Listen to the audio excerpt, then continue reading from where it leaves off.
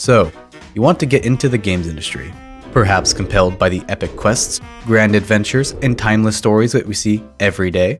While many see games as merely an entertainment tool, some wish to make it their career. But what exactly is the games industry like? And how do we get in? Before we jump into that, let's break down some common misconceptions that people hear of when they consider working in this field. Number 1. Ideas are valuable.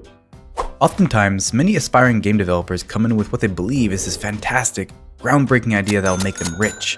While a noble idea, ideas really don't mean much. The industry is so oversaturated with ideas to the point that if you think you can walk in expecting people to want to hire you because of your great ideas, you've been sorely misled. This doesn't mean ideas are a hindrance though, but it's just about refining and developing ideas than just having new ones. Number 2. School is mandatory. One of the biggest traps when first considering this field is thinking that you must go through school in order to get in. This is simply not true. The games industry is skill-based, meaning they look for those with merit defined by complete and polished work, impressive demonstrations of their capabilities, and a wealth of understanding and knowledge gained through adversity. School merely acts as an accelerant and it helps give merit to your name. Certainly a great option for those wanting to get in quicker and easier, but with some price tags as high as 40,000 Canadian dollars, it may be worth avoiding. Number 3. Impossible to get in. This is common to hear from many aspiring developers trying to get their foot in the door. Biggest cause for this reaction is the high bar of entry for many positions created by the quality demand of the industry. Companies want the absolute best they can get, and many devs just simply haven't focused on the right areas for a given role. If you start struggling to get in, then maybe it's time to review where you're at and work on building up the weak spots. Now that some misconceptions are out of the way, let's talk about the industry itself. When looking to get into the games industry, a lot of people wonder, what would I do? What positions are there?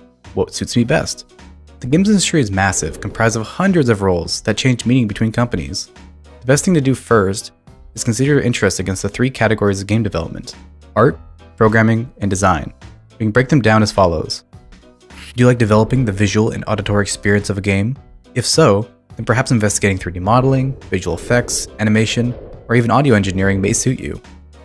Do you like building the system that drives an experience? Have the game function exactly how you describe it?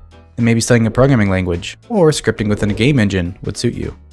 Do you like methodically planning the events of a game, theorizing every contingency and reaction any player would have and translating that into work we can act upon?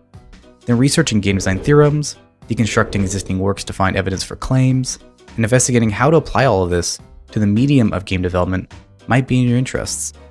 While these are 3 heavily generalized categories and by no means allude to all that is within the realm of game development, they can help give you the initial direction of where to go to dig further. As you go through becoming a developer, there are important things to know. Take a moment to consider the following. You will want to set up a LinkedIn profile. LinkedIn acts similar to a professional Facebook that tracks your professional image and allows you to connect with others in the industry. You'll want a website that houses all of your work in the form of videos, images, or executable downloads. You can create one using many available apps, including free ones such as Wix or WordPress. Connections. You want to make sure you work hard and get your name out there, meeting others in the industry, and forming strong impressions. They may be exactly what gets you in the industry one day. And that's it. While the video didn't go heavily into exactly how to get a job in the industry, it intended to open up awareness for things that maybe weren't considered before. There's plenty of resources out there to help new aspiring devs start their careers in this field, and it would be a pleasure seeing everyone watching be a part of it all. Thank you once again for joining me. If you liked this video or found it useful, please make sure to hit that like button and subscribe if you'd like to see more. Most importantly though, leave your thoughts and ideas in the comment sections below as I'd love to hear them. See you all in the next one.